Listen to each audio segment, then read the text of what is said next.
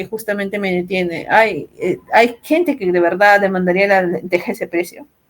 O sea, si yo, aún así, si yo fuera la única productora de lentejas, ¿por qué la gente no optaría por el garbanzo para sustituir la lenteja? Son condiciones como esas que, por ejemplo, el caso de una elasticidad cero es muy rara dentro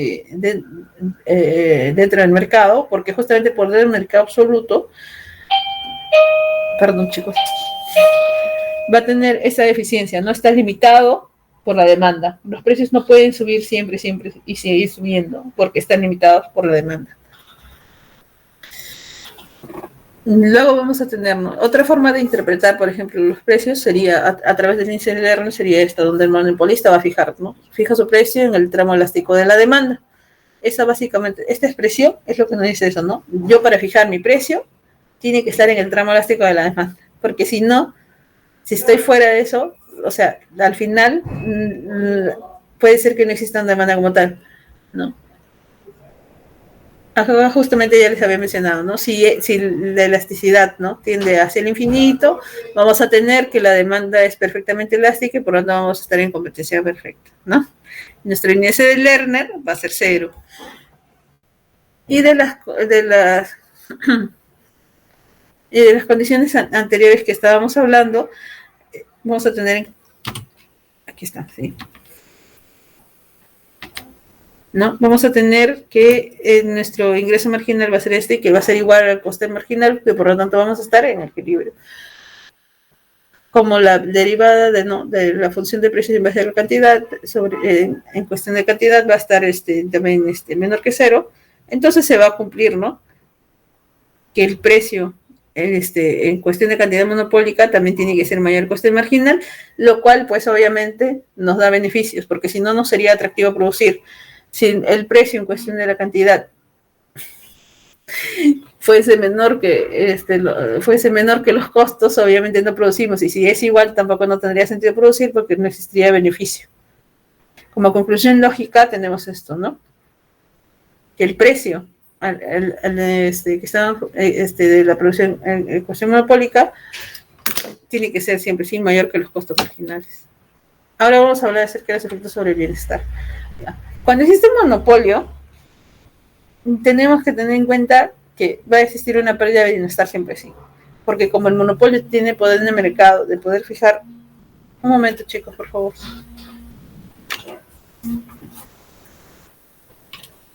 ¿Aló?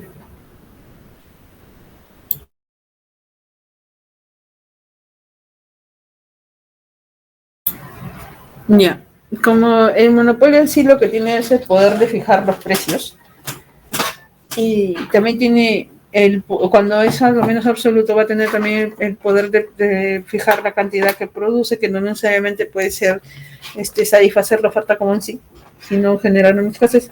Entonces, el principal efecto que va a aparecer es una ineficiencia asignativa. Supongamos que hay tecnologías dadas, ¿no?, costos, y que la tecnología más eficiente ya está disponible y en uso.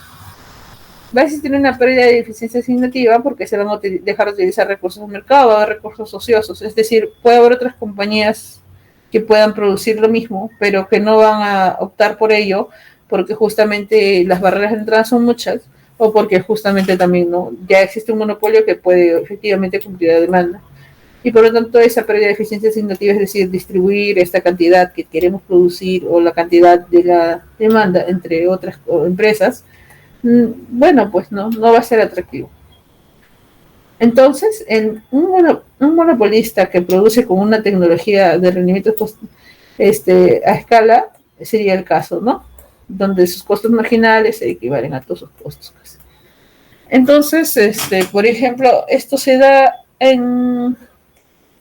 por ejemplo, en mercados que tienen una cantidad de bienes limitados, ¿no? La ineficiencia asignativa básicamente corresponde a eso, ¿no?, al efecto que se tiene sobre la cantidad y sobre los recursos que han quedado, ¿no?, ociosos y que podrían producirlo, pero que no es eficiente hacerlo porque los costos serían mayores.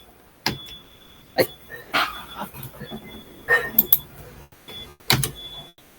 Entonces, vamos a tener nuestra gráfica.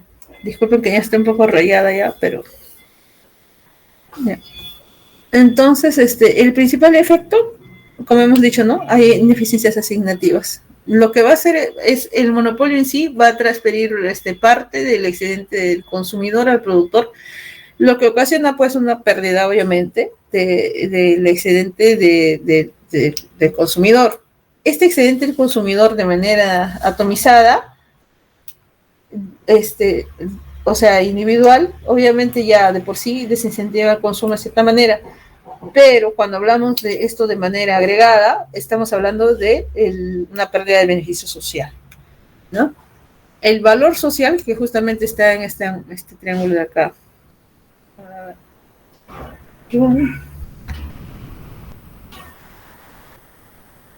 ¿No? Que justamente es este triángulo de aquí. Este debería ser nuestro valor social, pero cuando estamos en una cuestión monopólica, únicamente nuestra pérdida social va a ser todo esto de aquí, el que ya está en azul.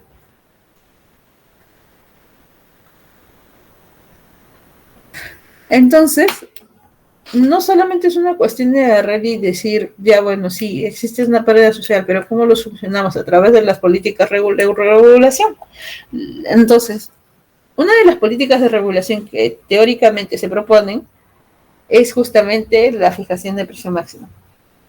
Una fijación de precio máximo puede eliminar justamente esa pérdida, ¿no?, de beneficio social. Sin embargo, hay que tener en cuenta, ya una cuestión ya no tan teórica, sino mucho más empírica, que la fijación de precios no tiene mucho éxito a través de la historia, ¿no? ¿Por qué? Porque justamente ocasiona otras fallas de mercado, mercados negros y etcétera, ¿no? Entonces, como regulación, yo siempre les voy a mencionar eso, ¿no? Cuando hablamos de una falla de mercado como el monopolio, lo mejor sería una regulación del tipo preventivo. Una regulación del tipo preventivo, es decir, ejercer acciones que impidan la formación del monopolio, es lo más óptimo para no llegar justamente a que existan otras fallas de mercado como los mercados negros por fijar precios. Ahora, hay que tener en cuenta, ¿no?, como les mencionaba, cuando hablábamos de lo que era el índice de Lerner, ajá, en cuanto la elasticidad tiende a cero, mi índice de Lerner puede ser mayor, por lo tanto voy a tener mayor poder de mercado, voy a tener una capacidad de fijar precios, puedo aumentar los precios y mi beneficio como empresa puede disminuir, pero eso va a ser a costo del beneficio del consumidor, del excedente del consumidor y por lo tanto del beneficio social. Entonces, cuando el beneficio del consumidor baja y el beneficio del productor aumenta, la sociedad en conjunto pierde. Es por ello que el monopolio es una falla en sí. ¿Por qué? Porque disminuye el beneficio social, existe una pérdida social expresa. Entonces, cuando estamos en competencia perfecta, nosotros tenemos, ¿no?, que el excedente total en competencia perfecta es igual al excedente del consumidor, dado que, ya que el excedente del productor generalmente es cero. En la gráfica, justamente bueno, ya acá lo había dibujado. Lo que pasa es que la gráfica era muy grande y no entraba en conjunto con el texto.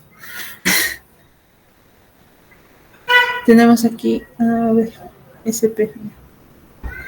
Oh, SP.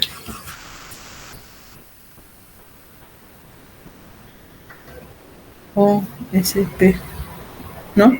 Nuestra área es mucho más grande cuando estamos en competencia perfecta que cuando estamos en el monopolio. En el caso del monopolio, el excedente del productor obedece solamente a esta pequeña área de aquí.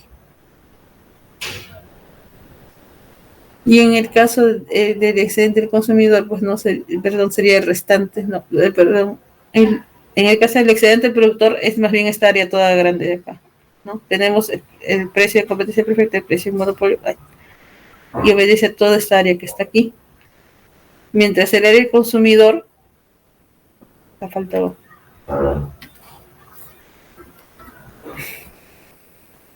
Solamente obedece esta área de aquí.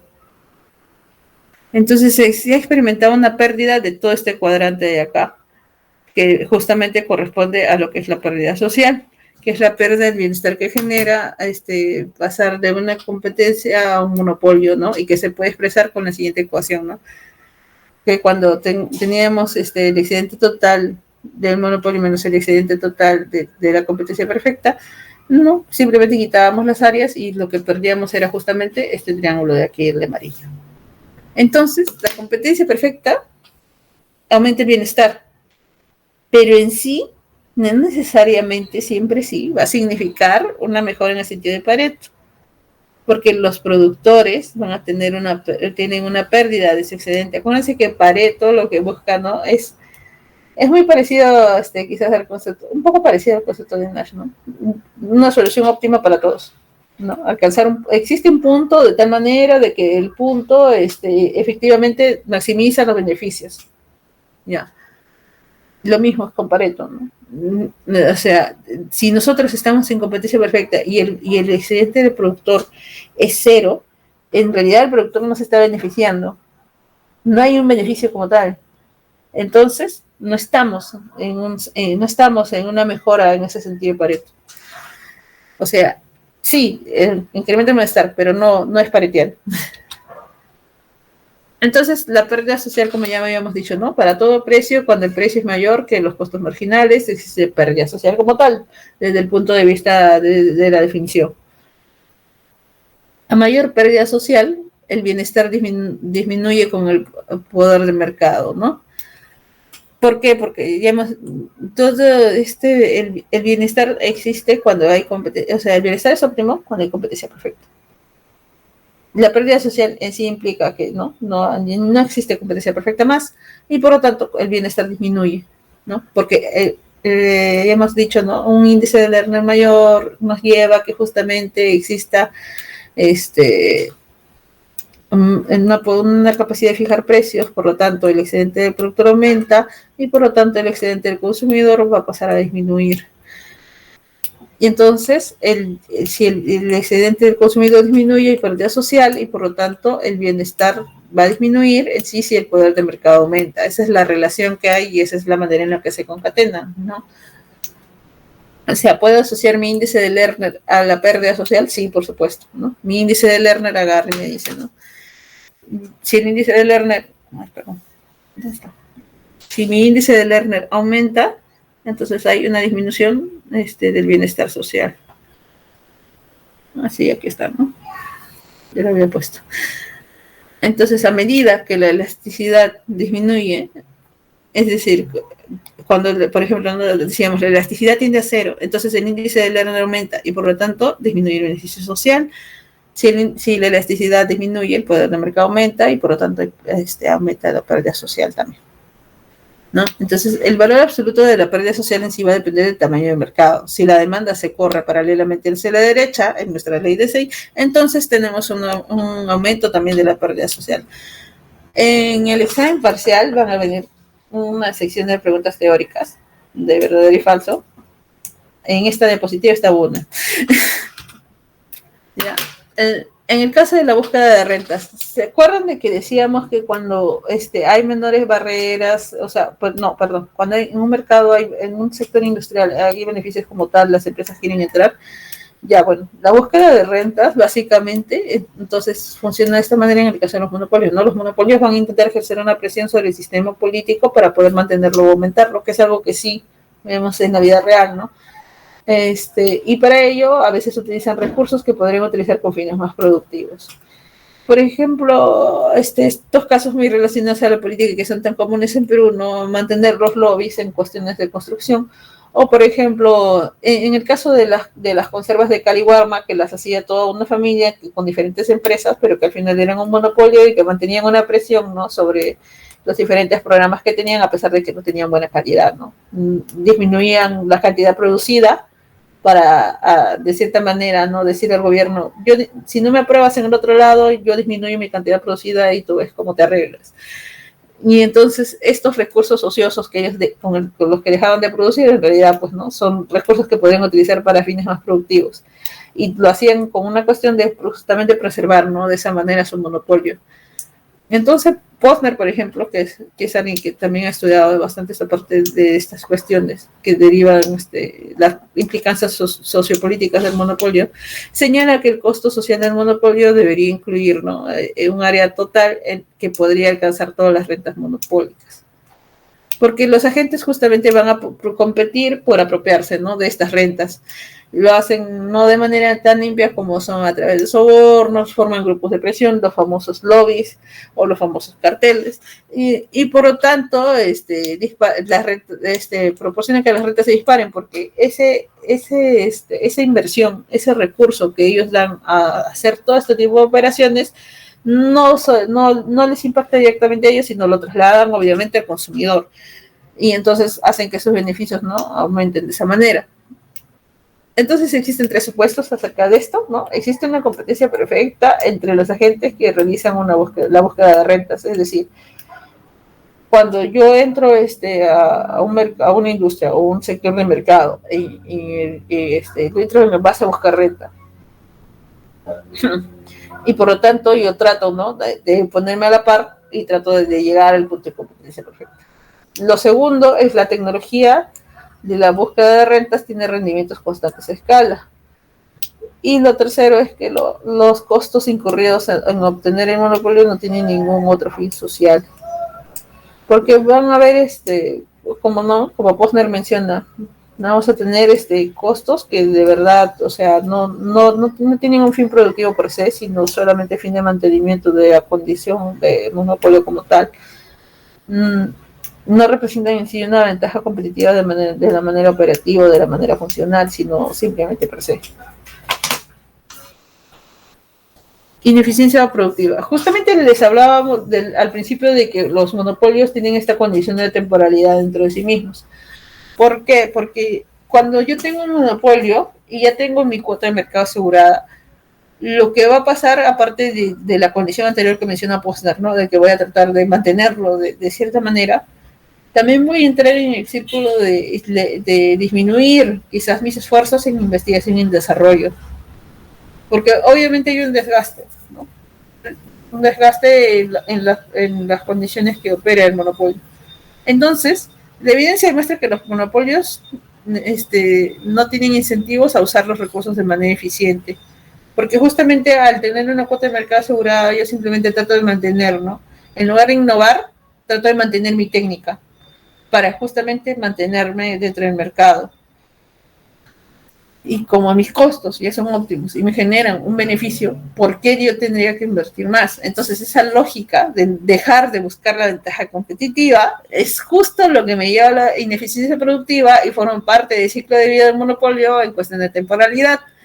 Sea una empresa, por ejemplo, que opera en un entorno competitivo donde los costos marginales igualan a los costos prácticamente, y un monopolista que opera a un costo marginal prima, ¿no?, donde este costo marginal prima es mayor que el costo ¿no?, competitivo, entonces va a tener esta cuestión de que va a caer en ineficiencia productiva, porque podría optimizar más sus costos, pero no lo hace.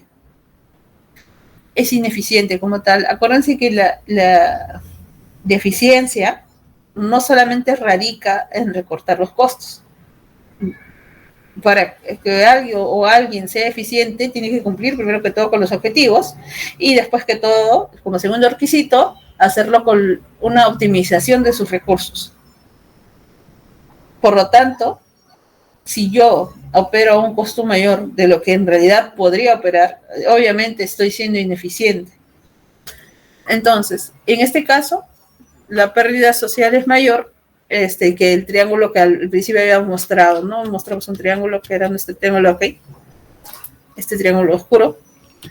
Nuestra pérdida social va a aumentar porque estamos cayendo en una ineficiencia.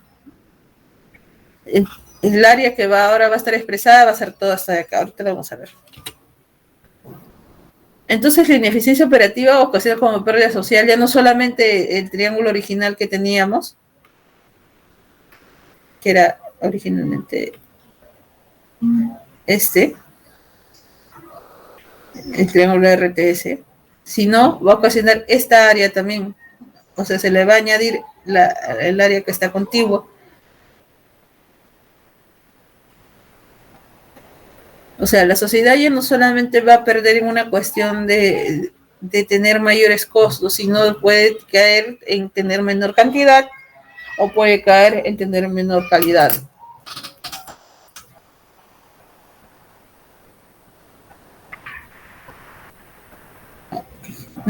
Sí. Entonces, vamos a caer en un momento en los costos, porque no estamos produciendo en costos óptimos, vamos a caer en una reducción de la demanda como tal. Acuérdense, nuestra ley dice ahí, ¿no? Pues cae la cantidad y se elevan los precios. Por lo tanto, se incrementa el precio en el punto prima, o sea, en ineficiencia operativa, va a ser mayor que un precio monopólico convencional, y por lo tanto se amplía una pérdida recuperable, porque existe mayor ineficiencia, ¿no? La pérdida social ha aumentado. Una ineficiencia operativa, entonces, un monopolio que cae en ineficiencia operativa tiene mayor pérdida social que un monopolio efectivo, como tal.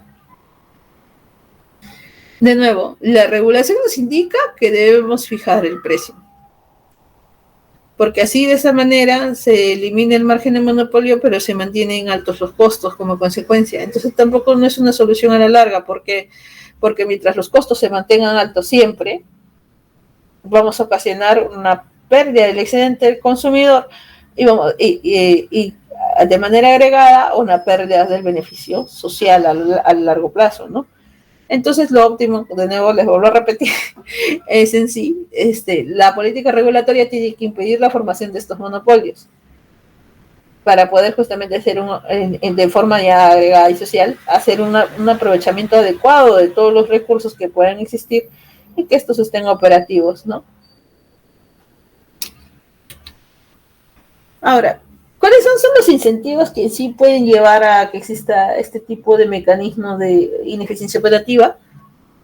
El principal, ¿no? El, el dueño de la empresa que quiere inducir a la gente, a un gerente, a que maximice su pago. Que es el esfuerzo de gerente también a veces no es observable. Entonces van a existir dos tipos de empresas: las que maximizan los beneficios porque sus gerentes responden incentivos, y las que no maximizan sus beneficios porque sus gerentes no responden incentivos. Ahora hay que tener, en esta cuestión de los incentivos, hay que hacer un hincapié. Ustedes tal vez, no sé si en historia económica se ve el shock del 2008, pero ya, bueno.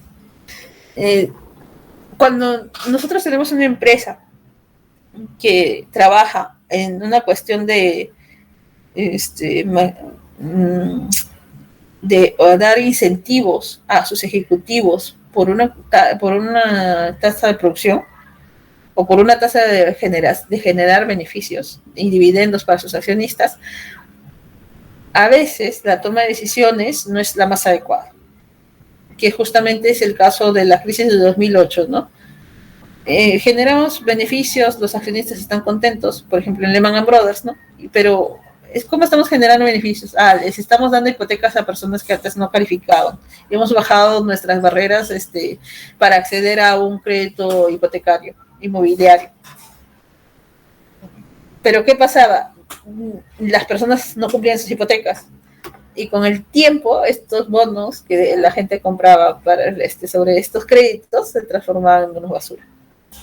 Y a la larga, cuando las personas de verdad dejaron de cumplir con sus hipotecas, ocurrió justamente la crisis, ¿no? Del 2008, de Lehman Brothers, donde uno de los bancos más importantes de Estados Unidos quebró porque justamente los ejecutivos en su avaricia buscaban estos bonos, y sí, se generaban beneficios en papel, pero en realidad todo eran pérdidas, porque la gente simplemente no podía cumplir con sus hipotecas y era por algo que no calificaban a las otras. Entonces también existen otros detalles como el shock exógeno en condiciones de demanda, donde las empresas maximizadoras de beneficios innovan para poder reducir sus costos. O sea, es decir, si los competidores agarran y comienzan yo ya no innovo, yo soy una empresa que soy monopólica e ineficiente en este momento, y llega de repente alguien que innova. Entonces, esa empresa va a tener menores costos y me va a obligar también, o sea, para yo no perder mi posición y mi poder de mercado, voy a tener que también innovar para reducir el costo. Como por ejemplo, eso lo podríamos ver no sé si el ejemplo se presta, pero tal vez en la cuestión de Facebook, por ejemplo, ¿no? Cuando eran niños, de repente muchos de ustedes tenían Facebook y ahora ninguno lo usa. ¿Por qué? Porque Facebook perdió esa capacidad, ¿no? De poder mantener dentro de la generación de ustedes, las innovaciones no fueron las adecuadas para poder retenerlos a ustedes. Entonces Facebook se ve obligada, o bueno, mejor dicho, Meta, se ve obligada a comprar otras empresas que sí habían innovado, como lo son Instagram o lo son WhatsApp, que sí es algo que la gente, su generación usa, ¿no? Luego existe una disminución de precios también para que las empresas que no maximizan beneficios no quiebren y tengan que esforzarse para bajar los costos, ¿no? Que es algo que va a permitir de cierta manera que el mercado siga funcionando.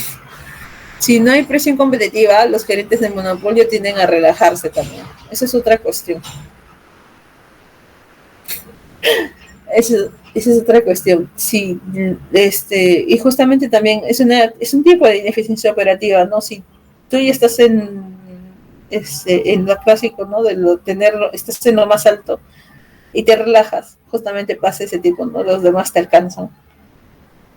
Y por eso entrar en ineficiencia operativa, por eso es más perjudicial para la sociedad que estar en un monopolio de manera franca. Y luego entra el otro mecanismo, ¿no? Que justamente hablábamos de la temporalidad también, la selección natural, que es algo importado de la biología, pero que también se justifica para esta cuestión de los mercados. En la selección natural se da cuando existe competencia. O sea, sí, puede existir una empresa monopólica o una empresa dominante, como vamos a ver más tarde, pero también hay otras empresas que pueden, que hacen el mismo producto tal vez. Y entonces, entonces, que cuando comiencen a existir, ¿no? Este tipo de tecnologías o estos shocks, que eso, los obligan a innovar para reducir sus costos, ya se comienzan a alcanzar. La selección natural también es algo que se ve mucho, por ejemplo, en el mercado, en nuestro país, en la cuestión de las pymes, ¿no? Por selección natural, la mayoría de las pymes tienen como años de vida, 2 años de vida. No más, la mayoría no, casi 70% de todas las pymes no sobrevive al segundo año. ¿Por qué? Porque existe una selección natural en la cuestión de saber hacer o en la cuestión de los costos o en la cuestión incluso de cómo llevan sus finanzas, ¿no? O cómo están apalancadas. Entonces, todos estos mecanismos hacen que solamente subsistan los que son, en teoría, eficientes. Si existe un monopolio, este mecanismo, por ejemplo, de selección natural no está en operación. Y en una empresa ineficiente puede subsistir como tal, ¿no? Como hemos visto hace un momento, ¿no? Un monopolio en el tiempo puede caer en ineficiencia operativa. Es ineficiente, pero subsiste, ¿por qué? Porque tiene el poder de mercado para hacerlo. Entonces, desde el punto de vista empírico, este argumento predice que la competencia incrementa la productividad de la industria a través de un proceso de entrada y salida de empresas. Eso también se puede plasmar de manera micro en una cuestión, por ejemplo, el mercado, ¿no? O los restaurantes, ahí está, un clásico, los restaurantes. Los restaurantes generalmente, si no se establecen adecuadamente, si no son eficientes, duran un poco tiempo, a pesar de que son un montón y compiten entre ellos, ¿no? Entonces simplemente hay restaurantes que van a entrar y salir, fracasa, entra otro, no se pone otro.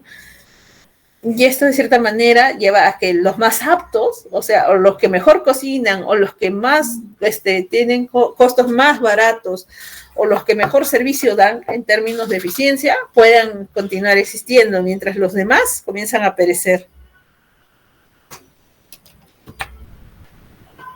Ahora vamos a hablar del monopolio multiproducto. El monopolio multiproducto vamos a tener, les he puesto dos tipos. Cuando el producto que se produce, cuando hay una interacción o una dependencia entre los productos producidos por el monopolio y cuando no hay.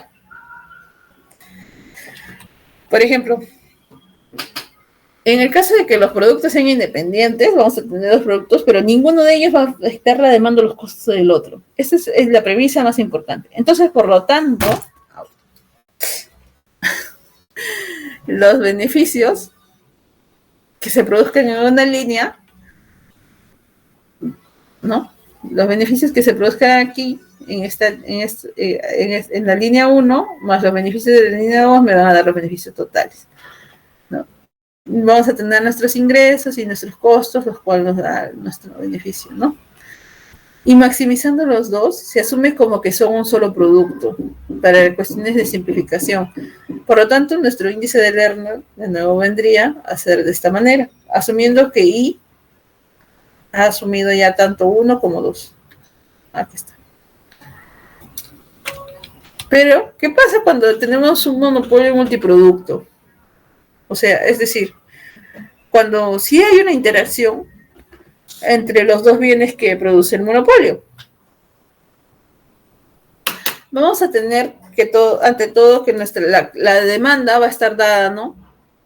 Por la sensibilidad del producto al precio, sí, pero también por la sensibilidad de la demanda al precio del otro producto. De esta manera vamos a tener dos tipos de interacciones.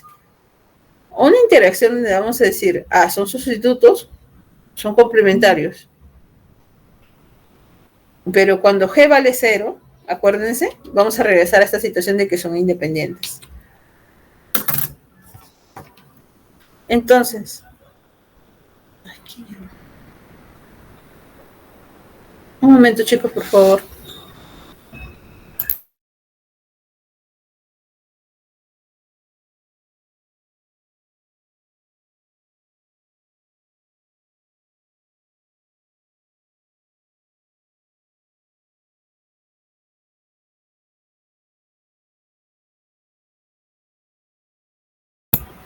Ya. Entonces, ya.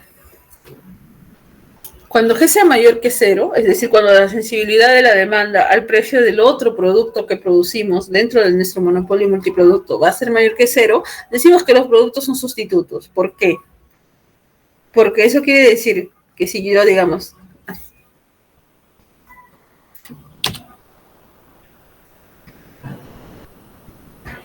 eso quiere decir que si yo tengo la demanda de acá, de 1, y la demanda de 1 aumenta, necesariamente la demanda de 2 disminuye. ¿Por qué? Porque se comporta como sustitutos. Porque si el precio de este aumenta, la demanda del otro también aumenta. Eso es cuando G es mayor que 0. Por ejemplo, eso se da en el caso de embotelladoras que producen más de una gaseosa. Por ejemplo, Cola Real, digamos, produce su gaseosa de piña. Ya, le aumenta el precio de la gaseosa de piña. La gente ya no quiere tomar gaseosa de piña porque está muy caro. Comienza a comprar Cola Real ya de naranja. Y entonces ocurre esta interdependencia, ¿no? Subiste el precio de la piña, entonces la demanda de la naranja aumenta. Y justamente G es la medida de esa sensibilidad, ¿no? Es la elasticidad, ¿no? ¿Qué tanto va a variar? G me dice la relación que tienen estos dos productos, ¿no? En este caso, si G mayor que 0, sustitutos. Y si G menor que 0, los productos son complementarios. Es decir, ¿va a aumentar la demanda de uno? Aumentar la demanda del otro también. Entonces vamos a tener 3 tipos de supuestos basados en eso, ¿no? Para empezar, el valor absoluto de G, de nuestra sensibilidad de la demanda al precio del otro producto, va a ser mayor que la sensibilidad del producto a su propia demanda. Entonces existe un efecto de precio directo, ¿no? Y este efecto de precio directo es mayor que el efecto precio en sí. Luego vamos a tener, en el segundo supuesto, que nuestro precio costo, nuestro precio costo 0, o sea, nuestro intercepto va a ser mayor que los costes menos la diferencia, ¿no? de las sensibilidades. Entonces va a existir un nivel de producto de equilibrio positivo. Y lo tercero, ¿no?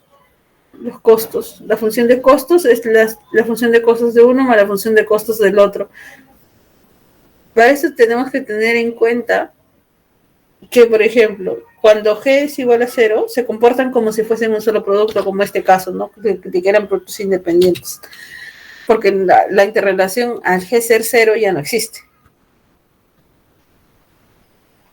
Entonces vamos a tener el problema del monopolista, ¿no? En el caso de que exista interdependencia. El problema del monopolista, en el caso de que exista interdependencia, vamos a tener que los beneficios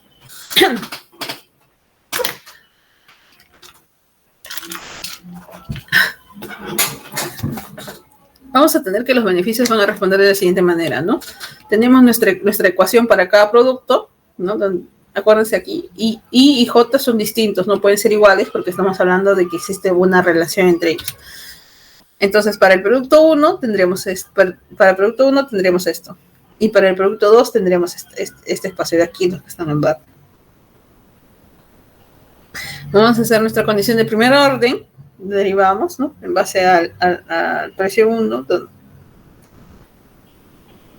donde I es 1 y J es 2, ¿no?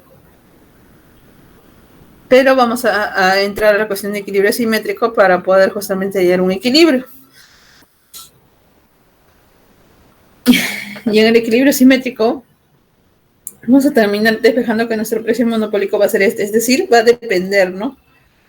Depende de justamente nuestra sensibilidad al precio y de la diferencia que existe entre las sensibilidades tanto del producto a su propia demanda como del producto a la demanda del otro producto. Esta diferencia de aquí es la que también tenemos que tener en condición de que la condición de equilibrio va a ser esta, ¿no? El precio monopólico tiene que ser mayor que los costos, porque si no, no tendría sentido, pues para que existan los beneficios, tiene que cumplirse esta condición. Y aparte de eso, o sea, la sensibilidad del producto a sí mismo tiene que ser mayor que la sensibilidad al otro producto. Es decir, si yo tengo un producto que está muy influido por el segundo producto, no valdría la pena tanto producirlo, porque mi coste va a comenzar a disminuir. Entre G,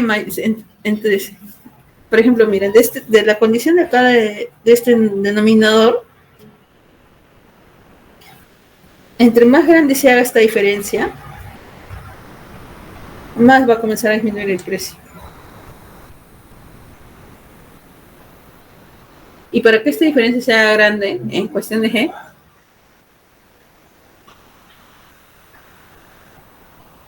entonces tenemos que tener en cuenta eso, ¿no? ¿Qué tan sustituible o qué tan complementario son los dos productos que producimos?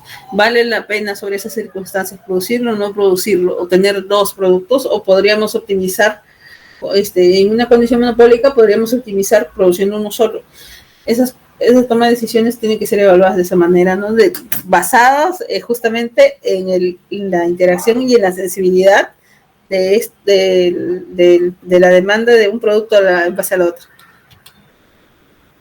Aquí continuamos con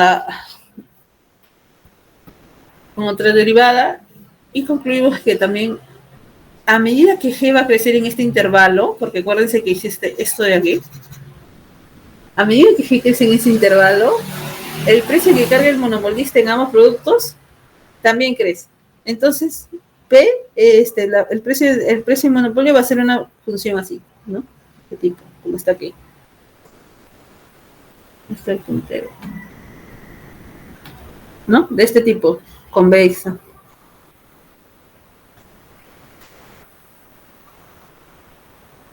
En relación al caso donde las demandas y los costes, por ejemplo, serían independientes, como les mencioné, ¿no? Cuando G es igual a 0, caemos en esta condición de productos independientes. Ya no existe una cuestión de que sea sustituto o de que sea de que sea complementario, porque simplemente no existe una sensibilidad a un producto no debe importar cómo varíe la demanda del otro producto. Son independientes, no interactúan entre sí, ni los precios ni las demandas. Entonces, en ese caso, cuando G es igual a 0, independientes, se trata como eso. Si el monopolista reduce los precios cuando los productos son complementos, cuando G es menor que 0, y el monopolista aumenta los precios cuando los productos son sustitutos, cuando la sensibilidad de uno al precio del otro es mayor que 0. Además hay que tener en cuenta que la cantidad monopólica también obedece a este tipo de operación de aquí. teniendo en cuenta siempre sí la presencia de la interacción, ¿no? Y que los beneficios del monopolio también están en relación a esta interacción. Cuando G va a crecer en este intervalo de aquí, el precio que carga el monopolista de ambos productos también crece. Entonces nos aproximamos a esta convexidad de aquí, ¿no? Donde, como les mencionaba, ¿no? Esta convexidad es decreciente en toda su extensión. Entonces el precio del monopolio va a estar aquí. Es este de aquí, ¿no? Y nuestra cantidad competitiva también va a estar por aquí. Ahora, les he puesto esta comparativa para que justamente tengan en cuenta las relaciones que hay acá, ¿no? Entre lo que sería cuando tenemos este monopolio multiproducto, cuando tenemos monopolio y cuando tenemos competencia perfecta. Les voy a mandar una práctica dirigida con la delegada, y esta práctica dirigida va a tener justamente ejercicios de este tipo para que justamente puedan hacer comparativas. Ahora vamos a entrar en lo que es modelo dinámico. Ahora, como la mayoría ya está llevando econometría, ya conoce el término de serie de tiempo. Y quizás algunos ya deben estar llevando metría 2, así que también conocen quizás Bose-Jenkins. Esto de acá es muy similar a Bose-Jenkins. ¿Por qué? Porque lo que va a hacer básicamente es con una serie de tiempo. A diferencia de los otros modelos de monopolio que son estáticos, es decir, que solamente toman de manera transversal y no longitudinal el problema, en este caso el modelo dinámico sí lo va a hacer de manera longitudinal, va a analizarlo a través de los tiempos y va a ver cómo justamente la demanda varía en los periodos, ¿no? Entonces va a partir de tres supuestos. Primero, que el costo marginal es igual a los costos ya.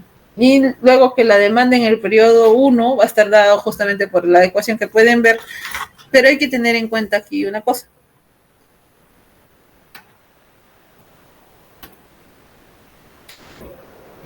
Mejor escribo de nuevo. Ya. En Q1 vamos a tener lo siguiente.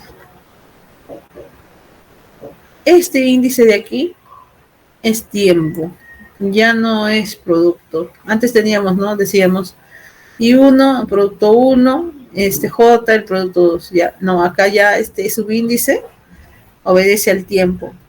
Entonces la cantidad en el segundo tiempo, en el segundo periodo, va a estar dada por esta cantidad. Aquí vamos a tener este elemento, lambda. Lambda en sí lo que va a implicar es esa variación, ¿no? Cuando tratamos de entrar en ese tipo de función, como en Bose-Jenkins, ¿no? Decimos, va a existir un parámetro tal que nos va a ayudar a predecir o a modular cómo va a variar esta en el tiempo. Y justamente ese lambda, cuando es mayor que 0, vamos a decir que las ventas, cuando lambda es mayor que 0, las ventas en 1 va a implicar mayores ventas en 2, o sea, es decir, las ventas aumentan. Y cuando lambda es menor que 0, en 1 están aquí y luego van a comenzar a disminuir. Ahora, eso se da para dos tipos de bienes también, ¿no? Estos tipos de bienes son perecederos. Y estos tipos de bienes son bienes duraderos. Por ejemplo, en el caso de los perecederos, se da mucho, justamente creo que está acá a continuación. No. En el caso del primero, de que lambda es mayor que 0, lo que vamos a decir es lo siguiente, ¿no? Se dan condiciones, por ejemplo, de oferta. Por ejemplo, en un restaurante nuevo que abre, digamos, hay una oferta de que tu hamburguesa más tu gaseosa están 10 soles porque acabamos de abrir, ¿no? Por apertura. Pero luego van a pasar a costar ya no 10 soles, sino 15, ¿no? Pero igual como de repente te gusta la hamburguesa o de repente te gusta el local o simplemente te es conveniente, tú ya formas parte de la clientela. Y entonces, en el lapso de tiempo, esa base de clientela va a aumentar y por lo tanto más productos van a ser consumidos, ¿no? Esas ofertas al principio son puertas de entrada para justamente como conducta, como parte de conducta de la empresa dentro del mercado para poder producir una ventaja competitiva y poder tratar de producir a tener más una base de clientes mayor, asegurarse un segmento mayor de mercado y poder también así, ¿no? Mantener su ventaja con respecto a sus clientes en el tiempo, ¿no? Como ya hemos mencionado en el clase anterior, el fin de toda empresa es la lealtad. Entonces, es justamente una técnica, ¿no? Hacer ese tipo de ofertas para poder hacer una base de clientes que a la larga sean leales, perdón. Y en el caso de los bienes duraderos, cuando lambda es menor que cero, lo que vamos a tener básicamente es que son bienes duraderos. Por ejemplo, en el caso de los en el caso de los autos, tú no compras un auto con la misma frecuencia que compras una hamburguesa, ¿no? Ni siendo Cristiano Ronaldo, creo. Entonces, tú cómo vas a comprar estos bienes que son duraderos. Yo como empresa, ¿cómo te hago que compres más, no? Y entran otros tipos de estrategia. Por ejemplo, los televisores son bienes duraderos, pero el software que incluye el televisor no es duradero, tiene una licencia por 3 o por 5 años, dependiendo de que varía de marca en marca. Entonces, ya estas condiciones te hacen tratar de que tengas que comprar otro televisor o tratar de renovarlo, o simplemente ya no lo tienes en la sala, lo metes en un cuarto y ya compras otro televisor para la sala, ¿no? Es un comportamiento muy típico.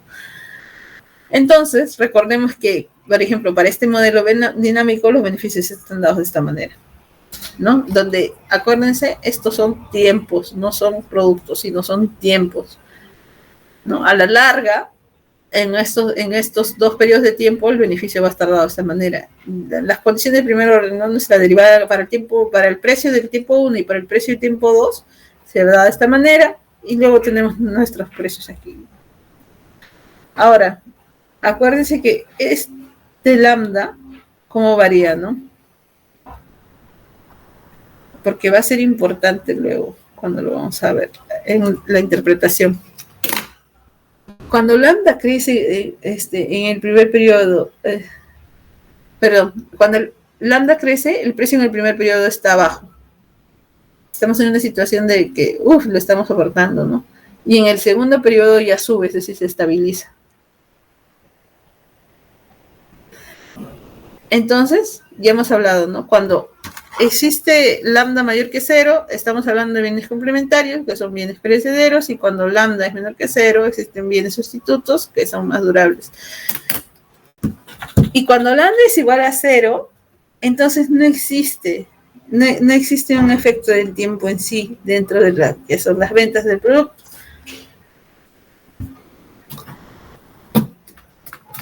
Ay, un momento, por favor.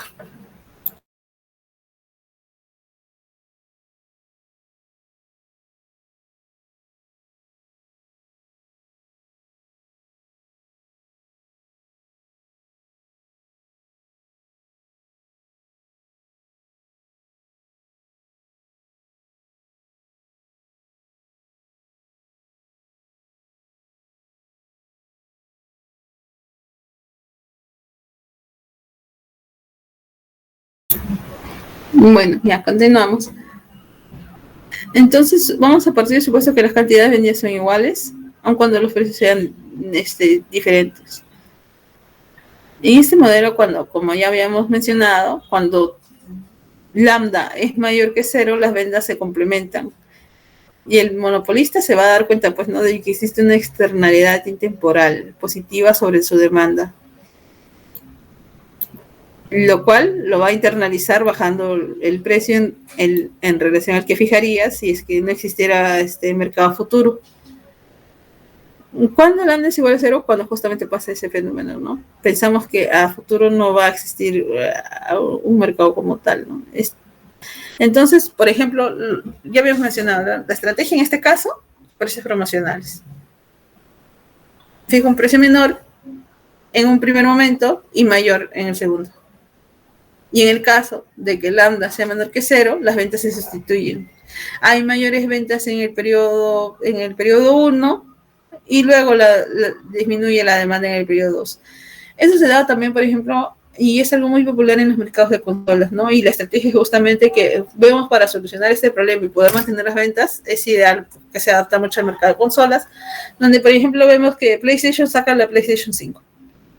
Y al principio es una máquina gigante, ¿no? Y luego al año, para mantener su número de ventas, te saca la PlayStation Slim, que es mucho más pequeña. Ya no es tan gigante ya. Esta es mucho más chiquita. O si no, ya dice, bueno, ya, tengo dos versiones. La que tiene para disco y la que no tiene para disco. Para tratar de mantener las ventas, ¿no? Trata de llegar hasta el último consumidor, hasta los últimos consumidores que tiene, e incluso comienza a disminuir, ¿no? Otro caso también, por ejemplo de esto clásico es la Switch, ¿no? La Switch 2019 contra la Switch 2022. La Nintendo Switch, que venía con unos problemas del mando, versus la versión mejorada, que ya no trae los problemas, ¿no? Y justamente un producto busca sustituir al otro. Ese caso es un caso de lambda menor que 0, por ejemplo, ¿no? En un inicio, cuando la Switch sale, su precio es altísimo. La 2022 ya no cuesta tanto y aparte está mejor y es más delgada, entonces ya la gente trata de sustituir la antigua con esa. Aunque Perú es un caso paradójico, porque en Perú la gente prefiere la antigua porque la puede chipear, pero bueno, eso ya son cositas. Entonces, como hemos dicho, ¿no? Cuando lambda es mayor que 0, las ventas se van a complementar, porque el monopolista internaliza la externalidad intertemporal positiva sobre la demanda, bajando el precio en una relación que fijaría si no existiese un mercado futuro, ¿no? Y en el caso de lambda menor que 0, las ventas se sustituyen unos a otros, son bienes más duraderos, y por lo tanto las ventas son mayores en el primer periodo, por ejemplo en el periodo de lanzamiento, y disminuyen en el segundo periodo. Ahora vamos a pasar a economías de costo. Ya. En economías de costo hay que tener en cuenta algo. Existe un término llamado término de interacción. El término de interacción, que está representado por mu, aquí está, lo voy a escribir acá arriba.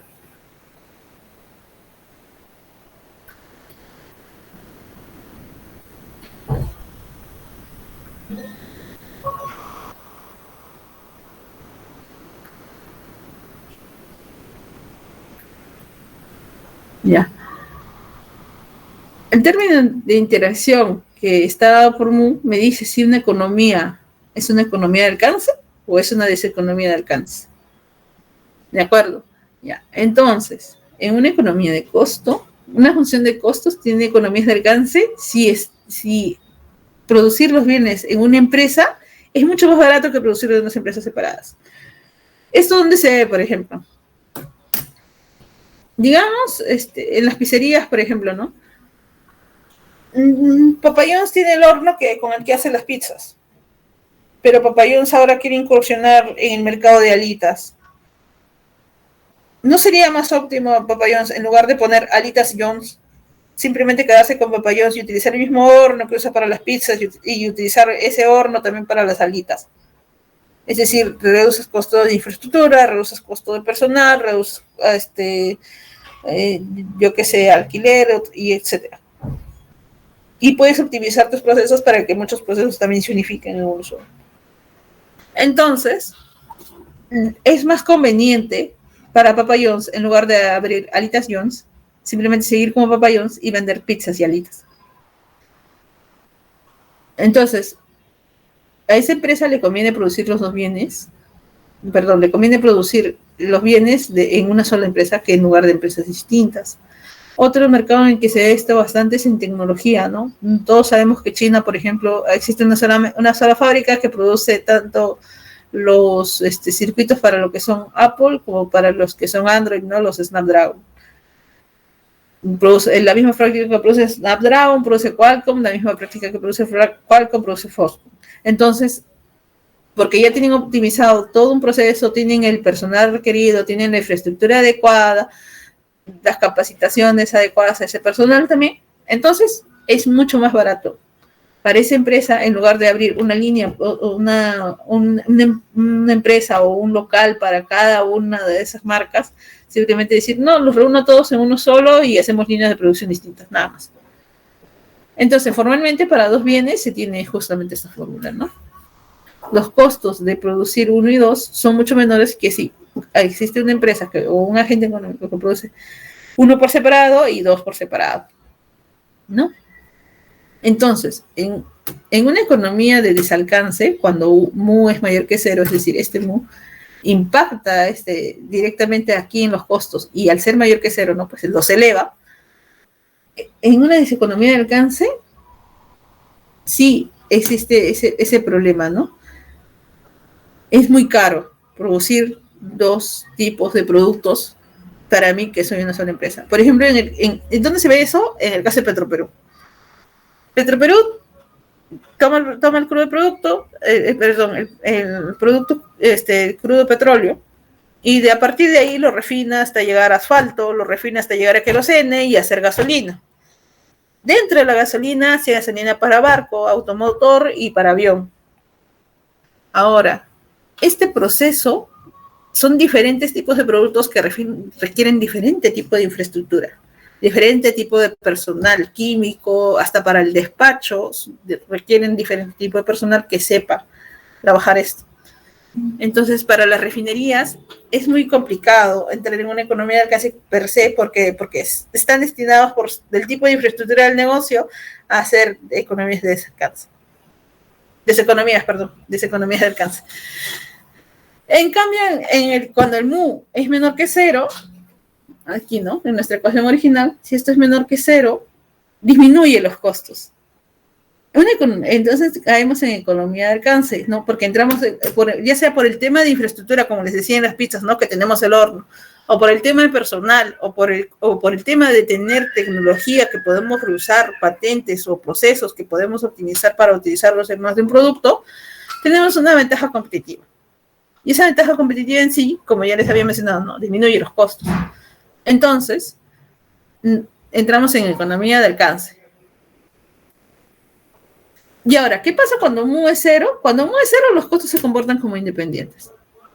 Es decir, no, el que se produzca una línea no afecta necesariamente a la otra, ni comparten tampoco, ni le da una ventaja. No, por ejemplo, no comparten infraestructura, no comparten tecnología y por lo tanto tampoco no le da una ventaja competitiva sobre ese mercado y simplemente la función de costos va a ser la suma del costo de uno más el costo del otro. Vamos a entrar en equilibrio. Ya. Ahora, como ya les había mencionado, ¿no? Tenemos que tener en cuenta que mu es el término de interacción. ¿Qué tanto interacciona un producto con en cuestión de costos? ¿Qué tanto interacciona un producto con el otro? Es decir, el costo de que producir uno puede cambiar el costo de producir el otro. Eso es lo que tenemos que tener en cuenta para justamente esta parte del equilibrio.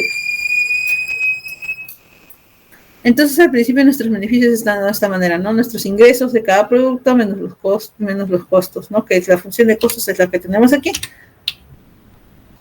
Nuestra condición de primer orden, ¿no? Derivamos y imponemos simetría, ¿no? Decimos que el precio de uno es igual al precio de otro y que por lo tanto ambos son iguales al precio monopólico y vamos a tener efectivamente que nuestro precio va a estar basado justamente, ¿no? En la sensibilidad del producto a su propia demanda y en saber si de verdad este término de interacción estamos en alcance o estamos en deseconomía de alcance. Como ya si por ejemplo mu es menor que cero, y digamos mu tiene el valor de menos 0.1, entonces el precio monopólico comienza a disminuir, ¿no?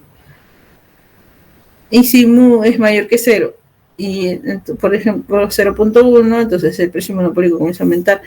Y siempre hay que tener en consideración que esto de aquí se tiene que cumplir, porque si el precio monopólico no es mayor que los costes, no tiene sentido producir, no hay beneficios como tal, no existen. Siempre tenemos que tener en cuenta ello para justamente saber si es que es óptimo producir o no. Y otra cosa que tenemos que tener en cuenta aquí es esta interacción, ¿no? Este coeficiente mu va a variar sobre quién ejerce poder sobre cómo varía el precio respecto a la demanda. ¿Por qué? Porque ejerce poder sobre los costos, moldea los costos y por lo tanto también va a moldear, ¿no?, esa sensibilidad del precio de la demanda. Esto también es clave para lo que es la cuestión de toma de decisiones si producir o no producir, porque como ya hemos hablado, ¿no?, si yo estoy en una deseconomía de alcance, yo lo que tengo que buscar, mi salida, mi solución a una deseconomía de alcance es tratar de integrar los mecanismos o dedicarme a producir un solo producto. Que no es o sea, digamos, o sea, no le podríamos decir a Petroperú, oye, solamente haz gasolina, porque perdería la capacidad de tener ganancias cerca de todo lo demás.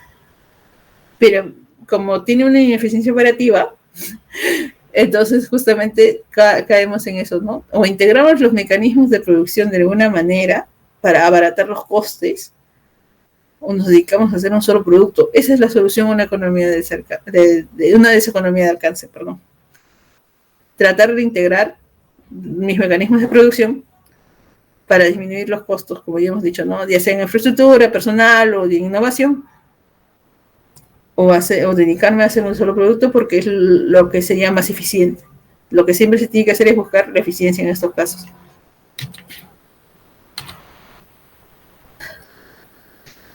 Entonces, ¿no?, ya a economías de alcance, entonces los precios son menores que en el caso en que la producción es independiente. Y deseconomía de alcance es cuando los precios, en este caso, van a ser mayores, ¿no?, que en una producción independiente. Entonces vamos a sustituir aquí también tenemos otra condición y vamos a cumplir esto finalmente. Estas dos condiciones de aquí, estas dos condiciones tienen que cumplirse para que justamente se cumpla esto de aquí, ¿no?, que el precio del monopolio va a ser mayor que cero. Si no se cumplen, justamente o sea, no tiene sentido. Si yo tengo un precio que es menor que cero o es igual a cero, no tiene sentido producir. Entonces, esas dos condiciones aseguran que el precio primero sea positivo y por lo tanto, como consecuencia inmediata, sea atractivo producir porque existe un beneficio, ¿no?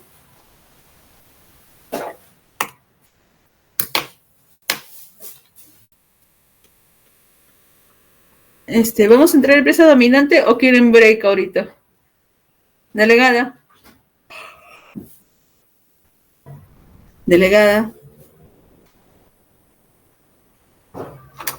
Anisita está teniendo un poco problemas con su audio.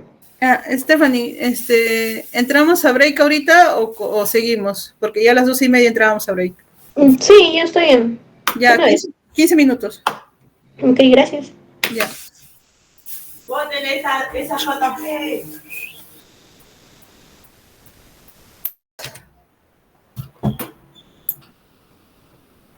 Empresa dominante. Entonces, muchos mercados se caracterizan por la existencia de una empresa dominante más no de monopolio.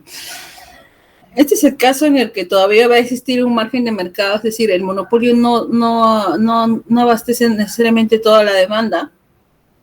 Entonces, la oferta es asumida también por algunas otras empresas o participantes de este mercado, ¿no? Como este margen competitivo es asumido por ellos. Entonces, el modelo de la empresa dominante básicamente va a ser la empresa dominante y el margen competitivo, donde la empresa dominante, si bien es cierto, fija el precio dado dado el margen competitivo, es decir, esta empresa dominante que es más grande, esta empresa dominante lo que sí tiene es un poder de mercado mucho más alto. Y como tiene un poder de mercado mucho más alto, puede decidir el precio. Por lo tanto, las empresas pequeñas solamente van a ser consideradas como precios aceptantes. Si bien es cierto, van a asumir una parte de la demanda, pero lo van a asumir, el precio va a estar impuesto, ¿no?, por la empresa dominante. Entonces, para este tipo de modelo hay dos supuestos, ¿no? El primero es que el mercado va a tener un producto que va a ser homogéneo. Y también que existe una empresa dominante, sí, pero también existe un margen competitivo, ¿no? la empresa dominante fija el precio tomando como dato, como un dato simplemente, o sea, la empresa dominante va a fijar el precio y las demás lo aceptan como si fuese un dato nada más. No hay una mayor investigación, no hay un mayor porqué en ellos, simplemente lo aceptan. Y esto va a ser justamente, ¿no?, la estrategia del margen competitivo. Las empresas de la franja competitiva, es decir, las demás, van a funcionar con precios aceptantes y fija también la cantidad al precio que determina la empresa dominante. Es decir, su ecuación de cuánta cantidad van a producir está determinada por el precio al que lo pueden vender, y el precio es fijado por la empresa dominante. Entonces, ¿no?, ya esas variables ya las conocemos, ¿no? Demanda de mercado, cuál es la oferta que tiene el margen competitivo. Esta es la demanda residual, ¿no?, que está dada de esta manera, donde la cantidad producida, ¿no?, es menor que la cantidad de aquí, que es la del margen competitivo. Y esta demanda es la demanda residual de la empresa dominante, es decir, ¿qué tanto pueden producir las otras empresas para justamente completar esta demanda, ¿no? Y el precio, ¿no?, los costos también están influidos justamente por la empresa dominante, porque ya hemos dicho, ¿no?, la empresa dominante al determinar el precio influye en los costos de las otras empresas, que son precios aceptantes. Entonces, en este modelo, el único que mueve el modelo va a ser la empresa dominante. ¿Por qué? Porque tiene la capacidad y el poder de mercado de fijar P.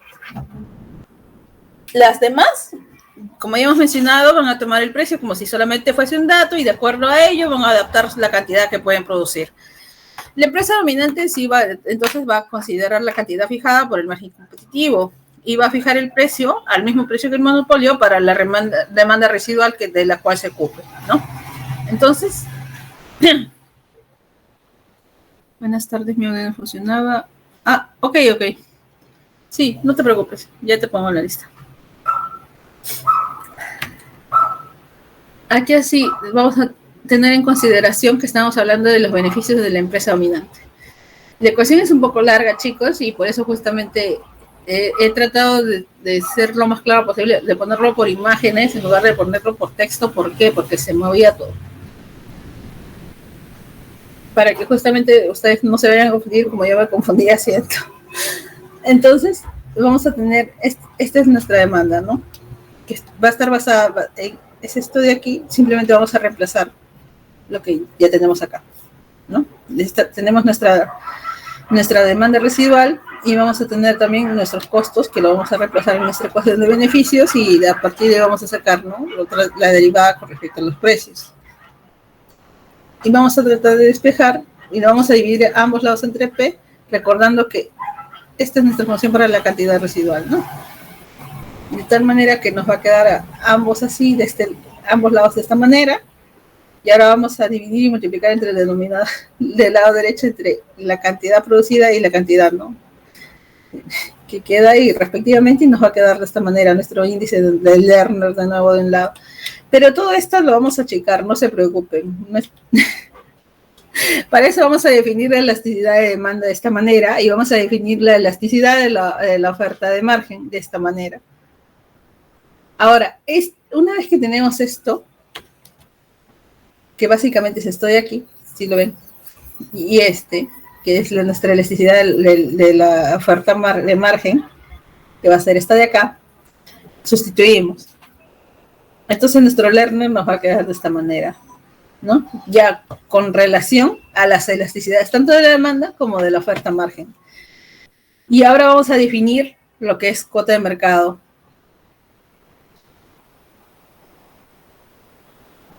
La cuota de mercado la definimos de la siguiente manera, ¿no? Vamos a tener que entender lo siguiente, ¿no? Una parte va a ser, ¿no?, de lo que de la parte residual, y otra parte es de la dominante. Entonces, la cuota de mercado de la dominante se define, ¿no?, con la cantidad de la dominante sobre la cantidad total. Y la cuota residual, o sea, la cuota de mercado residual va a ser esta. El learner, entonces lo vamos a expresar ahora ya en base, como este es lo mismo que está en el numerador, lo vamos a expresar en base de la cuota de mercado y de las necesidades y nos va a quedar de esta manera. ¿Pero qué quiere decir esto? Entonces, el poder de mercado inversamente depende de ¿qué? De la elasticidad de demanda, primero. Hay una sustituibilidad con respecto a los productos alternativos, ¿no?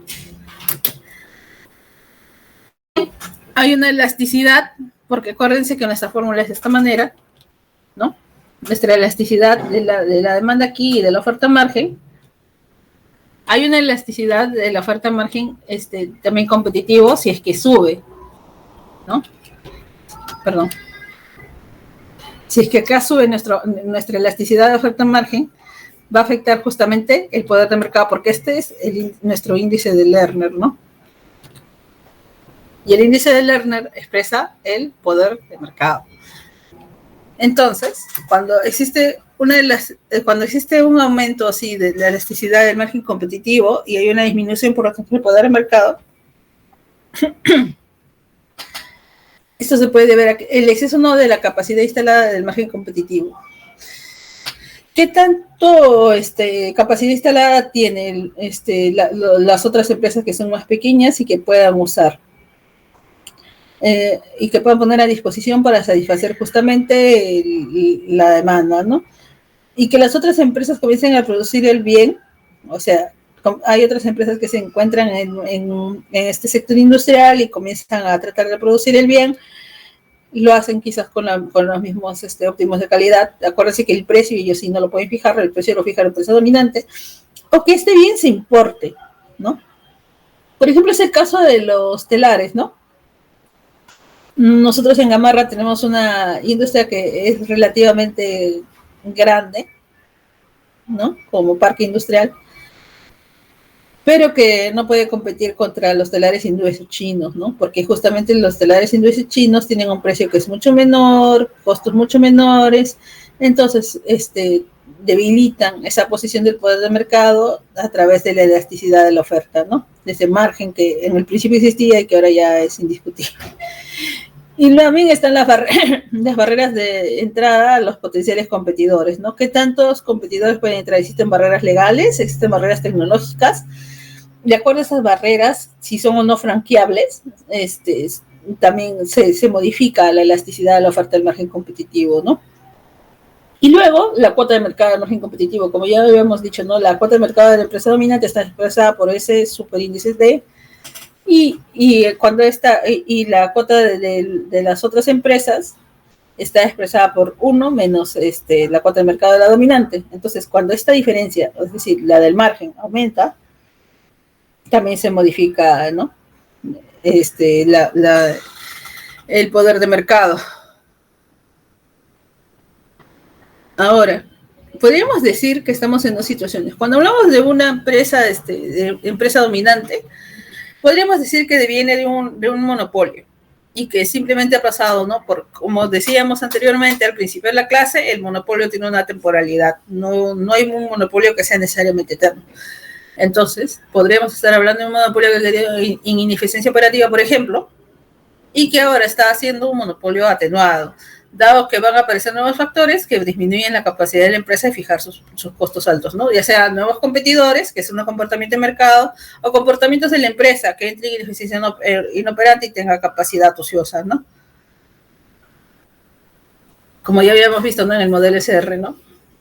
Y las cuestiones con respecto al mercado, las cuestiones con respecto a la conducta, la estructura del mercado, la conducta de la empresa, y finalmente el resultado, ¿no? En este caso, el resultado para el monopolio, para esa empresa que ha pasado por este proceso de caer en ineficiencia operativa, puede ser un monopolio atenuado, por ejemplo.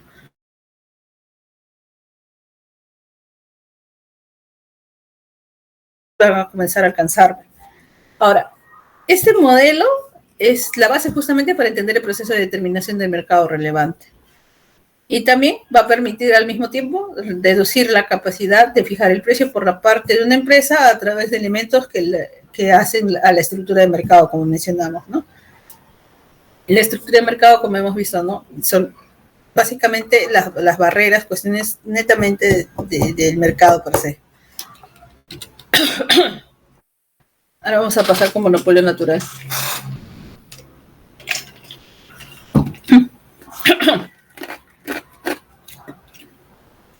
Bueno, ya. A veces, con respecto al monopolio natural, si lo tratamos de definir de una manera un poco más informal, ¿no? Podremos tener una definición como esta, ¿no? Existe un monopolio natural cuando los costos de producción son tales que es más barato atender la demanda del mercado a través de una sola única empresa. Pero aquí hay un concepto, el concepto de la subjetividad de la función de costos. ¿Por qué sería más oportuno producir a través de una sola empresa? Realmente existe un beneficio social como tal, por ejemplo, Sedapal, ¿no? Sedapal es un monopolio natural. Pensamos nosotros que si existe otra empresa, aparte Sedapal, que provee el servicio de red de agua potable, entonces ya no sería como tal un monopolio natural. Entonces la subjetividad como concepto va a determinar la existencia o no de un monopolio natural. Ahora, en este concepto de subjetividad hay que tener en cuenta que vamos a tener que una función de costos va a ser subaditiva en el punto en el cual Q, en este caso Q es un vector, ¿no? El vector de producción de bienes M. Si para cualquier conjunto de vectores de producción que suman, se cumple esta condición, ¿no? Esta sumatoria. De tal manera que los costos de producir estas cantidades sean mucho menor que de producirlo individualmente, ¿no? En este caso, es el vector completo de todos los bienes. Y en este caso, es solamente uno, ¿no? Y la sumatoria de 1 en 1 en 1 en 1 para todo Q, ¿no? Que no esté dentro del vector. Entonces, vamos a tener dos conceptos, la subjetividad local y la subjetividad global. El tipo de subjetividad local se va a cumplir solo si cuando en el punto específico del vector Q, que es lo que vemos aquí, aquí,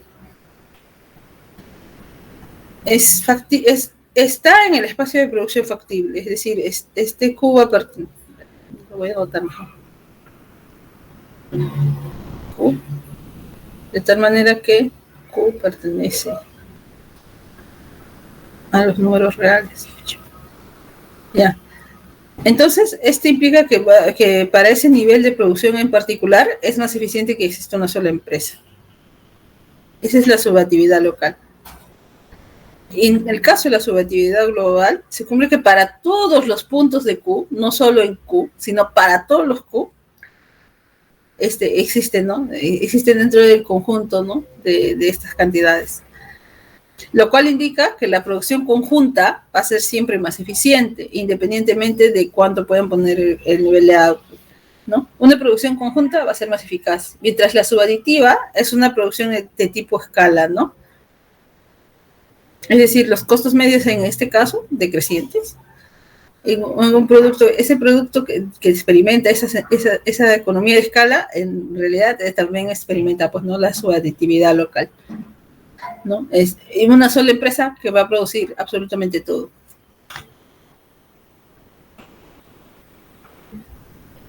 Ahora, hay condiciones para la subjetividad. Antes de pasar a lo que es esto, vamos a hablar de las condiciones para la subjetividad. No lo he anotado, pero lo vamos a anotar aquí.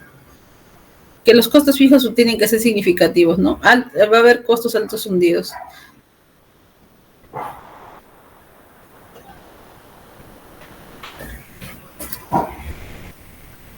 Va a haber altos costos hundidos, lo que hace inevitable la entrada de múltiples empresas y por lo tanto pues, va a corresponder a lo que sería una barrera, ¿no? Vamos a tener costos marginales decrecientes o constantes.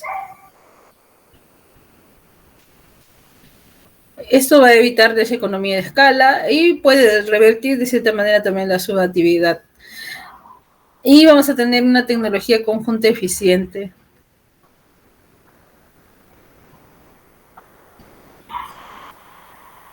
Es decir, la producción conjunta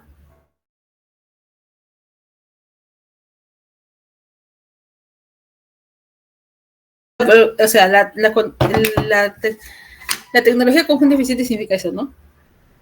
Yo puedo producir múltiples productos con la tecnología que tengo, porque he optimizado mis procesos y varios van a utilizar la misma tecnología y por lo tanto no voy a tener que invertir en investigación y desarrollo porque, bueno, pues ya es eficiente tal y como está. Entonces, si pasamos a una definición más formal de lo que es el monopolio natural, decimos que el monopolio natural existe si la función de costos es subaditiva en un rango relevante de la producción. ¿Qué elementos determinan la existencia de este? Si un mercado es de único producto, como hemos dicho, ¿no?, anteriormente, las economías de escala. Y si los costos medios son decrecientes, vamos a tener una subjetividad que no necesariamente es recíproca. Entonces vamos a tener tres... Un momento, chicos, por favor.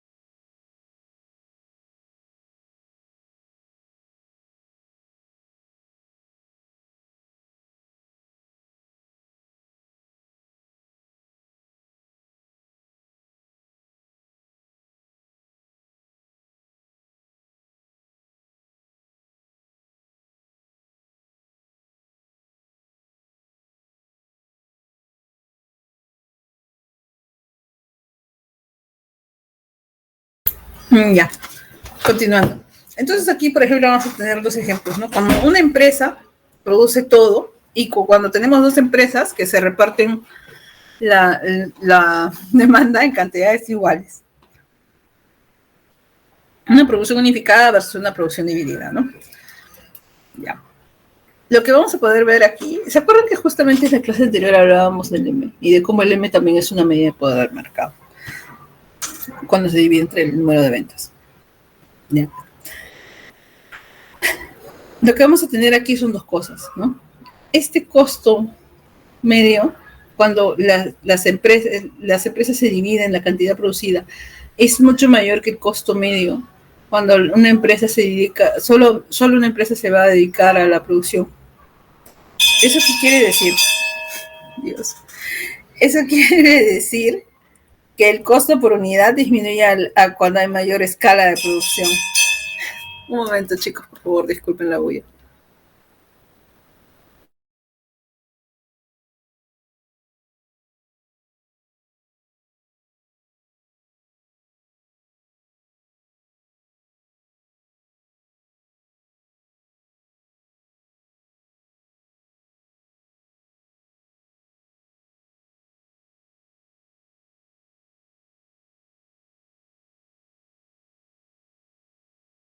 Ya, creo que ya paró. Entonces, el costo por unidad disminuye a mayor escala de producción. Es por ello que tenemos esto, ¿no? Nuestra curva hace una concavidad. ¿Eso qué quiere decir? El costo total de la producción es menor con un solo productor que con múltiples. Por lo tanto, de esta manera se justifica la existencia de un monopolio natural. En este caso, es más eficiente porque es más eficiente producir grandes volúmenes que producir solamente la mitad de lo que sería la demanda. ¿Qué implicación económica tiene que exista, por ejemplo, ese monopolio natural en este caso? Vamos a tener, por ejemplo, que vamos a requerir un balance entre lo que sería la eficiencia productiva, es evitar técnicamente que el monopolio caiga en ineficiencia operativa, y vamos a tener que regular también la producción al consumidor en este caso. Esos serían los mecanismos de regulación. Otros mecanismos comunes, el control de precios, Y también obligaciones de servicio universal, es decir, que, por ejemplo, en el caso de las compañías eléctricas, cuando una compañía eléctrica llega a un sector poblacional nuevo, está obligado a no discriminar a ni una sola casa. Ya, justamente esas son obligaciones de servicio del tipo universal. Entonces, cuando tenemos este tipo de condición como esta, técnicamente es una barrera de mercado. ¿Por qué? Porque para obtener beneficio, yo voy a tener que producir grandes cantidades. Entonces, eso va a hacer que los nuevos competidores que quieran entrar van a enfrentar grandes desventajas con respecto a sus costos, porque solamente es óptimo cuando yo produzco esta cantidad, ¿no? Es más atractivo en este punto. Entonces puede requerirse lo que sería una desagregación funcional, ¿no? Es decir, separar la producción de distribución, ¿no? Por ejemplo, en este caso, ¿no? También tenemos sudatividad. En este caso, particular de aquí, sí. Teníamos, por ejemplo, que la sudatividad, cuando se produce la mitad, entramos en el punto medio en el que estamos acá, ¿no? Aquí. Pero cuando producimos por encima incluso de la economía de escala,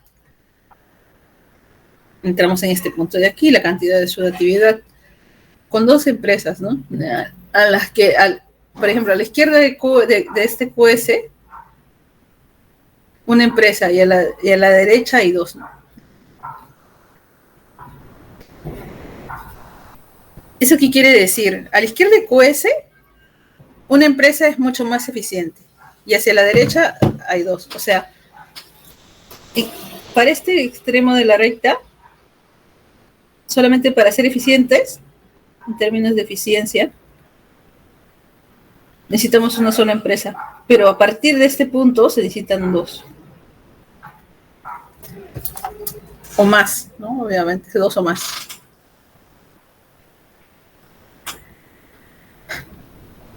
Porque la característica justamente de una economía a escala es justamente que el costo medio va a ser decreciente al aumentar la producción, ¿no? Entonces una mayor producción reduce los costos unitarios. Pero eso es válido hasta este punto.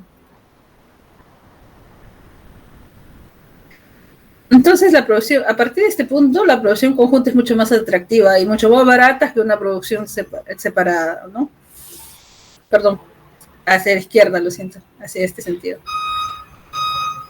Pero a partir de este punto, sí, ya tendría que ser una producción separada, por eso es que contamos con dos empresas. Entonces hay una transición en este punto, ¿no? Cuando Q es menor que QS, estamos en monopolio natural.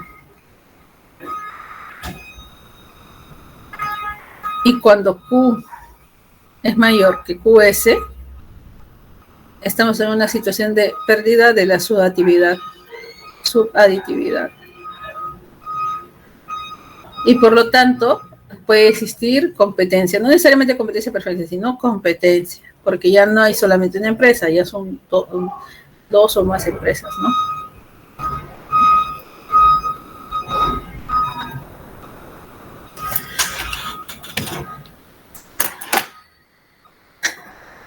Ahora vamos a tener lo que es el monopolio multiproducto.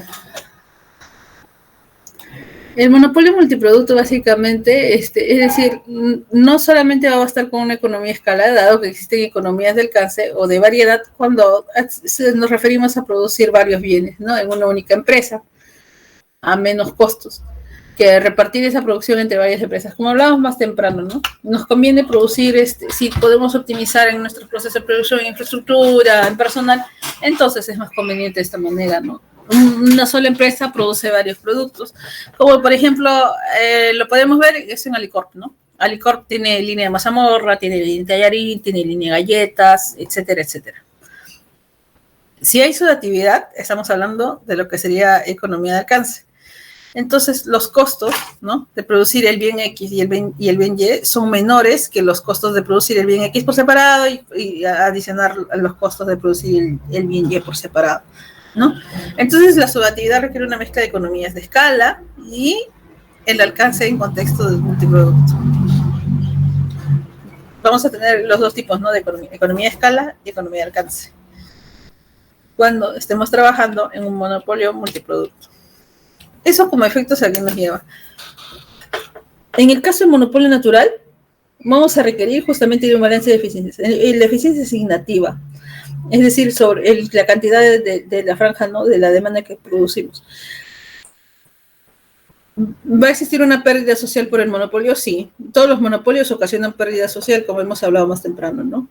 Una disminución del excedente del consumidor de manera atómica se ve de manera agregada como una pérdida social, un desbeneficio para la sociedad, por así decirlo. Y vamos a tener que también tener un balance de eficiencia en la cuestión productiva, porque va a haber duplicación de costos fijos. En el caso tengamos multiproducto, ¿no? En el monopolio natural, entonces, por lo tanto, van a existir reacciones técnicas para la existencia de una empresa. Tiene que haber una regulación de precios también. No necesariamente un tipo de control de precio que fije precio, porque ya hemos experimentado empíricamente que la fijación, ¿no? Fijar un precio absoluto es algo que no ayuda a la economía, al contrario, ¿no?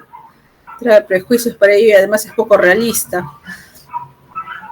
Por lo tanto, la regulación siempre trata de agarrar y prevenir, en realidad, que la formación de monopolios como tal, y sobre todo de monopolios naturales, a menos que sean necesarios, ¿no? Y justamente vamos al tema de regulación. Entonces, la regulación en sí, ¿en qué consiste? La regulación es una intervención del gobierno, ¿no? En la actividad económica, utilizando mandatos, normas, controles, incentivos o desincentivos, ¿no? También existen las multas como tal. Entonces, tipos de regulaciones. Vamos a tener regulaciones que van a afectar el funcionamiento del mecanismo del precio, ¿no? Por ejemplo, el impuesto, lo siento chicos, soy bien disléxica, piguviano, ¿no? Que es básicamente un impuesto que se aplica a las actividades económicas que generan externalidades negativas per se.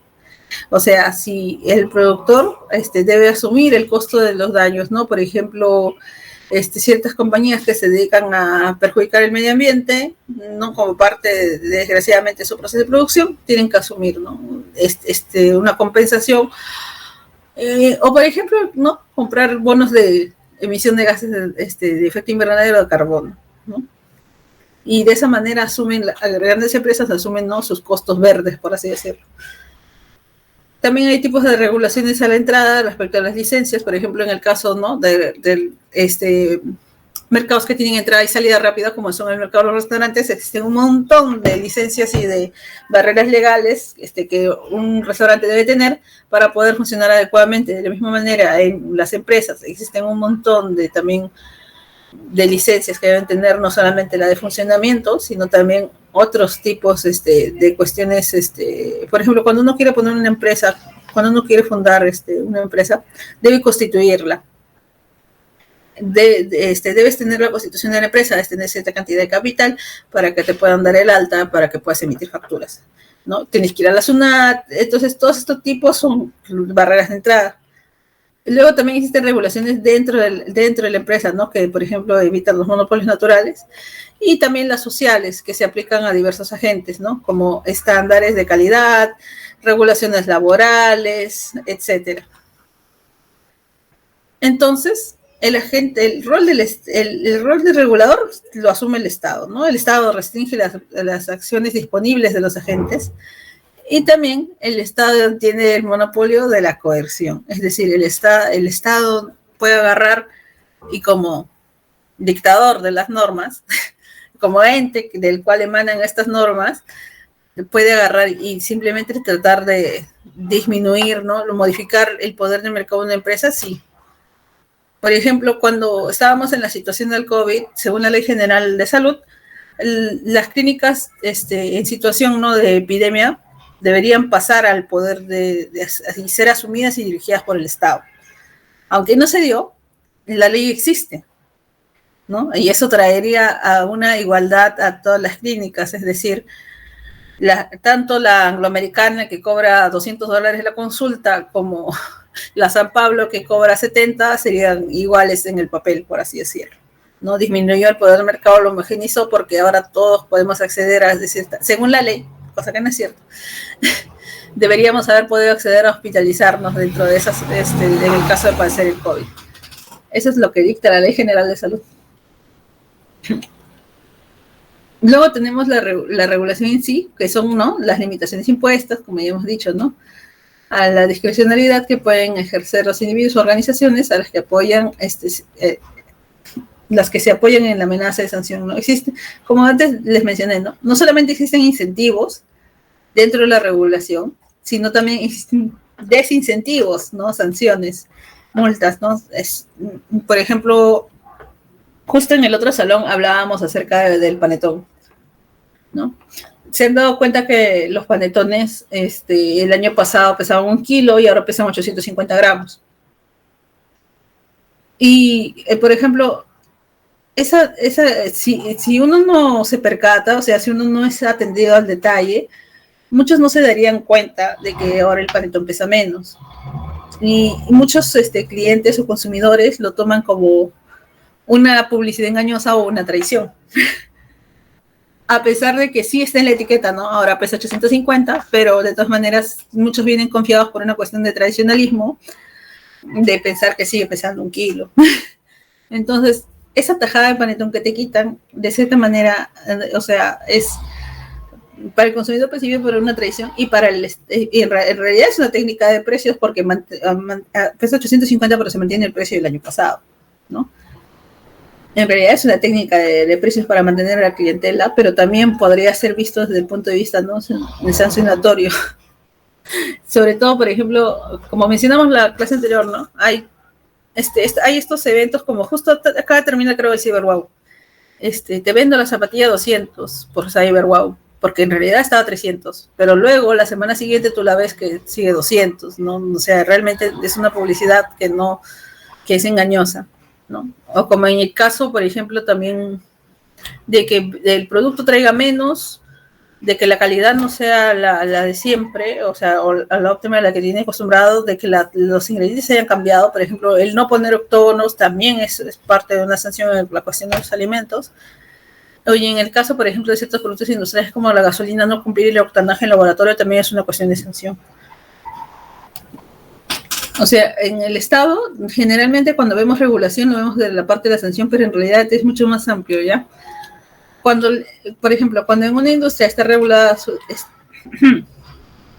cuando una industria está regulada, su desempeño en términos de eficiencia asignativa y productiva está codeterminado por las fuerzas del mercado y el proceso administrativo. Esta parte, o sea, no solamente es como hace un momento veíamos, ¿no? El mercado lo mueve todo, ¿no? Dependiendo de qué tipo de mercado es, dependiendo de qué fallas existen, sino también está el proceso administrativo, ¿no? Digamos, en ese sentido, si yo quiero lanzar una nueva línea de productos, aparte de que tengo que atender al hecho de que voy a tener barreras de mercado que son legales o que son administrativas, también dentro de mi propia empresa puedo tener, ¿no?, esas barreras administrativas, ¿no? Existe todo un procedimiento para tratar de colocar un nuevo producto en el mercado, incluso dentro de la propia empresa. Entonces, el proceso administrativo partiría de dos naturalezas, ¿no? De la que es de mi microentorno y de la que es de mi macroentorno. La defensa de la competencia, ¿no?, que tiene como objetivo impedir que las empresas hagan un uso abusivo de su poder de mercado. Entre más grandes son las empresas, es más difícil este punto. Y el poder del mercado, que suele ser resultado, ¿no?, de la propia lógica competitiva, ¿no? Como ya hemos visto, ¿no?, entre más grande la empresa y a menores costos pueda producir, más grande su cuota de mercado. Y existe este proceso de selección natural, ¿no?, que elimina al ineficiente y que premia al que es eficiente, ¿no? En sí, la defensa de la competencia no busca sancionar al exitoso, sino sanciona a las empresas que limitan el proceso competitivo a través de sus acciones. Por eso justamente les decía, ¿no?, si yo en mi monopolio, de manera natural, con respecto al tiempo, comienzo a caer en ineficiencia operativa, y de pronto comienza a ofrecer o menos cantidad o menos calidad, ¿no? Digamos, ya mi bolsa de arroz que producía como a todos le atraparon eso el año pasado, ¿no? Su bolsa de arroz de kilo que llevaba 700 gramos. Entonces, justamente este proceso competitivo de que ahora esa bolsa lleve 700 gramos y no lleve lo que dice, también se limita su proceso, limita justamente su competitividad dentro del mercado, ¿no? Porque ya no es suficiente, alguno de los procesos falla como tal. Entonces esa sanción existe justamente porque ese proceso competitivo se ha echado a perder también. Por ejemplo, existen áreas de actuación que son como el abuso de la posición dominante, ¿no? Donde hay prácticas que excluyen, precios predatorios, paquetes, el dumping, por ejemplo, ¿no? Paquetes, restricciones verticales, ¿no? Y también prácticas como la colusión, ¿no? Donde hay fijación de precios, reparto de mercado, arreglo de licitaciones, y también las fusiones verticales o entre competidores. Las fusiones es algo muy propio de economías que tienen economías de escala, ¿no? Como por ejemplo en Estados Unidos, ¿no? La cuestión es más que todo, no innovo ya mucho, sino simplemente compro al que innovó. Está decayendo tu farmacéutica. Ya vamos a agruparnos en un grupo de todas las farmacéuticas. Johnson nos compra a todos y todos somos parte de Johnson ahora, ¿no? Es una cuestión, las fusiones son algo que se ve mucho en mercados de ese tipo, ¿no? De economías de escala, porque obedecen más a ese tipo de no perder la tecnología o no perder el conocimiento como tal, ¿no? Los bienes intangibles. En mercados como el nuestro somos más de cuestión de bienes tangibles como tales. ¿Se acabó? Eso sería todo, chicos, por hoy. Por esta sesión. Delegada.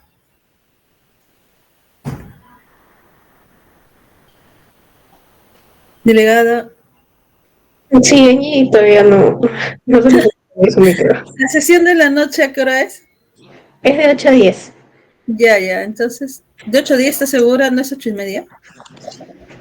Que yo recuerdo habíamos quedado a las 8. Porque tengo la otra sección de 7 y no creo que sea una hora nomás.